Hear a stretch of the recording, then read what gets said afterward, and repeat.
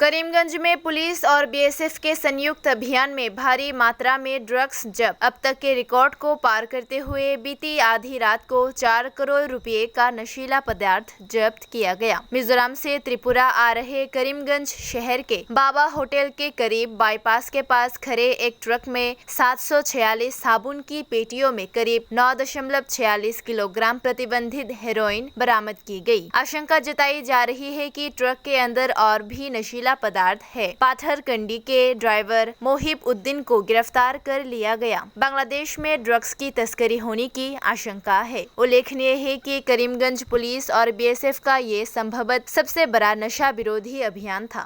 আজি আমাৰ মানে ইনপুট আছিলে বিএসএফ ইন্টেলিজেন্সৰ পৰা কালিৰ পৰা আমি গাড়ী এখন ট্ৰেক কৰি আছিলো। আমি খবৰ পাইছিলো মিজোৰামৰ পৰা এখন ট্ৰাক আহিছে য'ত ফুল আপোনাৰ ড্ৰাগছ লোডিং আছে আৰু ত্ৰিপুৰালৈ যাব। একৰ্ডিংলি বিএসএফ ইন্টেলিজেন্স ব্ৰাঞ্চ আৰু কৰিমগঞ্জ পুলিচে আমি যুটীয়া এটা অভিযান কৰিলো। প্ৰায় ৰাতি 11:30-12টা বজাত আমি এখন ট্ৰাক আটক কৰিবলৈ সক্ষম হ'লো আৰু বাবা হোটেলৰ কাষত আটক কৰা ট্ৰাকখনৰ লগত ড্ৰাইভাৰ এজনো পালো। তেওঁ সোধপোছ কৰাত তেওঁ এডমিট কৰিলে গাড়ীখনৰ ভিতৰত সিক্ৰেট চেম্বাৰ বনোৱা আছিলে আৰু একৰ্ডিংলি আমি যেতিয়া চালোঁ গাড়ী ড্ৰাইভাৰৰ ওপৰত বহা চেম্বাৰত তাতে নতুনকৈ এটা বক্স বনাই থৈছিলে আৰু বক্সৰ ভিতৰৰ পৰা আমি যেতিয়া সাৰ্চ কৰিলো 764টা সব বক্সেস পাইছো। গোটেইকেইজনতে আপোনাৰ হিৰোইন আছে আৰু এপ্ৰক্সিমেটলি আমি এতিয়াও নাম্বাৰিং কৰি আছো। ওয়েট 9 কেজি মান হ'বগৈ। এইটো এবাউট 40 ক্ৰ'ৰ্ছ হ'ব। যোন আটক কৰা ড্ৰাইভাৰজনৰ নাম মুহিব পাথাৰকান্দি।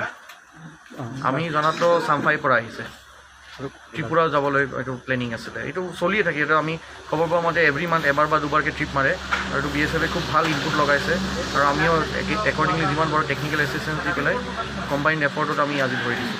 মষ্ট লাইকলি এইটো অসমৰ চাগে লাৰ্জেষ্ট হিৰোইন চিজাৰ হ'ব। ইয়াতকৈ ডাঙৰ চিজাৰ আজিলৈ হোৱা নাই।